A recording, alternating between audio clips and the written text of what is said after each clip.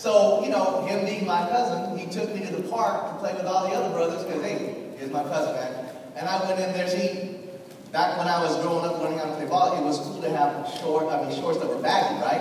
I didn't know that. I was just learning how to play with my cousin, so I came in with like those dolphin shorts at the park, you know, where all the brothers played. And they looked at me like, did you bring your gay cousin to play ball? And I didn't know any better, so I had my, it wasn't cool back then to have socks really high. And I had my socks really high, I had my dolphin shorts. I was like, I'm in, man. Hey, fellas, what's up? Play ball. That was horrible. It was absolutely horrible. And I didn't realize until later, my cousin said, look, don't beat him up. He's my cousin. He's all right. We just got to teach him how to play ball. Just work with him, right? And, you know, a few years later, because of the hours and hours of repetition, I mean, I pretty much played every single hour. We ran on the beach. We did leg exercise. I used to press. Like, you'll never believe, I used to squat 6 or 7 plates on each side. It was gigantic. That's why I have such crappy knees now, because you're not supposed to do that to your body.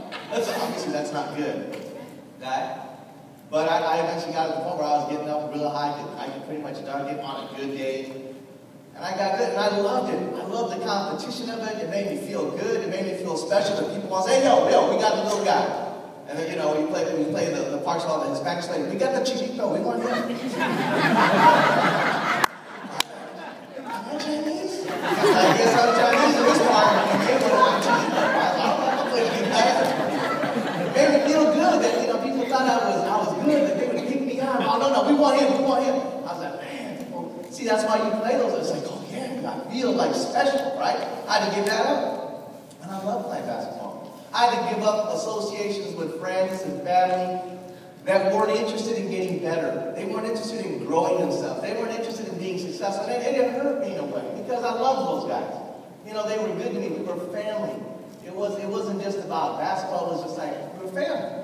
But they weren't going to go in my direction. They weren't going to go do the same things. They weren't willing to sacrifice the way I was going to sacrifice.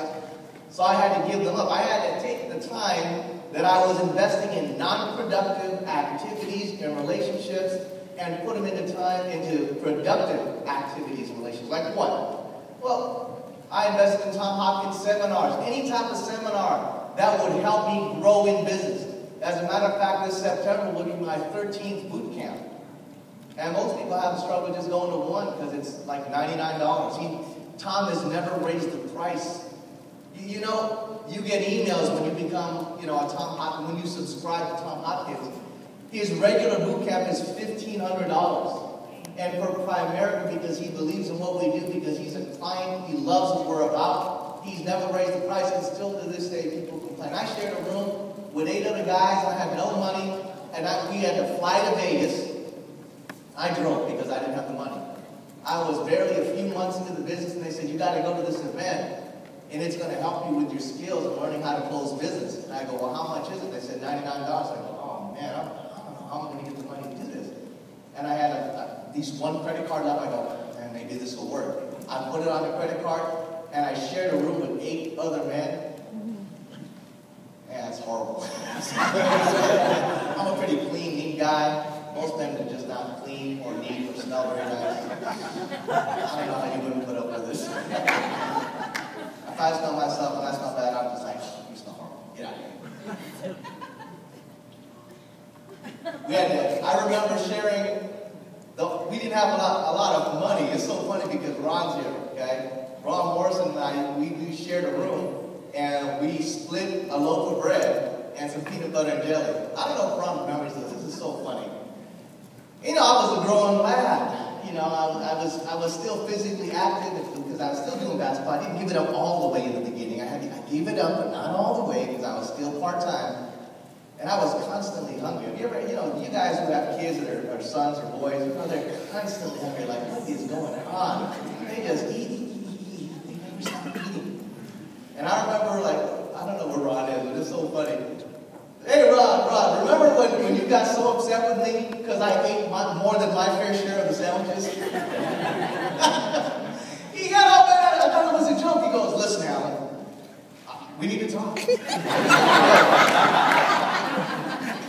It's completely unfair. See, there's only so many sandwiches, so on one loaf of bread, we can actually make 10 sandwiches, or was it 12 sandwiches? You've eaten 8 of the potential 12 sandwiches. That's not cool, man. is? I didn't know what to say. I mean, I would have said, I'll give you some money, but I didn't have any money, so I just said, I'm sorry. Never rooming with that guy. But I did what I had to do to learn, to grow. Hey, look at this. How many times I was listening to tapes and CDs, I got that. It was like gold when we had the Hector Lamarck Overcoming Objections tape. I wore that puppy out, 2 sets of tapes. I remember we were first dating. We started dating, and every time we turned on my car, it was Hector Lamarck, and Hector Lamarck, and then Hector Lamarck. And one day, Nicole goes, can we play some music?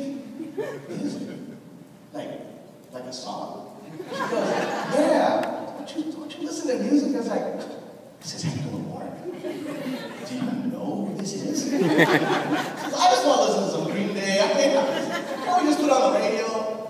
I said, all right, we must. That's how committed I was. I wanted to grow. I was putting my time in. I was reading books on self-development. I was reading everything on the business, recruiting, prospecting, sales, the products, the industry, how to be a leader, how to be a more effective communicator, how to understand people better.